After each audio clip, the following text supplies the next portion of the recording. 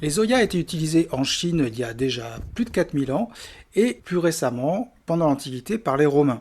Il s'agit d'un système d'arrosage qui est très économique, qui permet de distribuer uniquement l'eau dont ont besoin les plantes. C'est une façon aussi de mieux maîtriser la consommation d'eau dans vos plates-bandes, que ce soit le potager, mais également les plates-bandes de plantes fleuries ou même autour des arbres. Alors pour cela, on utilise des récipients en terre cuite ou en argile qui sont semi-poreux. S'il existe des Oya dans le commerce, il suffit souvent d'acheter de simples pots en terre cuite pour s'en confectionner, et c'est ce qu'on va voir ici dans cette vidéo. Pour cela, il vous faudra assez peu de fournitures, un bouchon en liège pour éviter d'utiliser d'autres matières synthétiques pour obstruer votre pot en terre, un pot de fleurs d'entrée de gamme non vernissé et percé, une coupelle adaptée et un cutter pour la découpe du bouchon. Bien entendu, une pelle également pour faire le trou, mais ça, vous devez avoir ça pour votre jardin. Alors dans notre cas, nous devons utiliser un bouchon de champagne parce que le trou est assez important, qu'on va préparer de façon légèrement conique pour avoir un ajustement parfait. Alors on va procéder par étapes pour trouver le meilleur ajustement et pas gâcher le bouchon. Et surtout pour éviter de laisser passer l'eau et avoir des fuites à notre système. Bon, ici manifestement on a trouvé le bon ajustement et c'est bon. On va pouvoir passer à l'étape suivante. Il faut maintenant quand même vérifier l'étanchéité du bouchon. Donc on va prendre notre arrosoir, verser de l'eau dans le pot.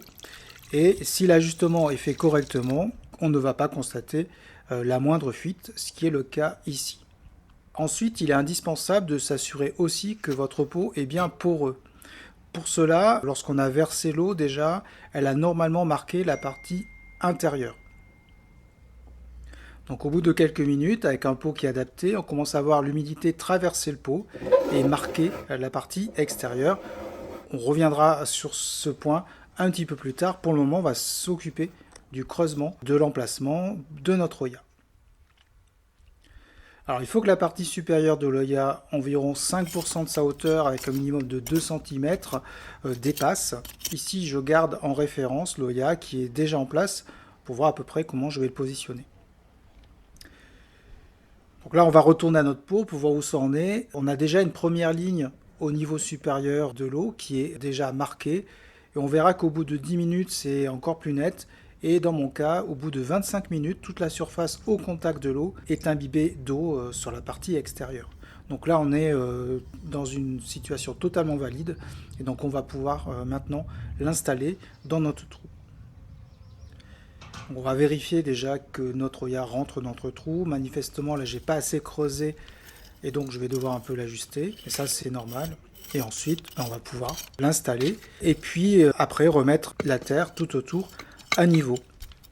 Il nous reste ensuite plus qu'à remplir l'Oya jusqu'au niveau de la terre.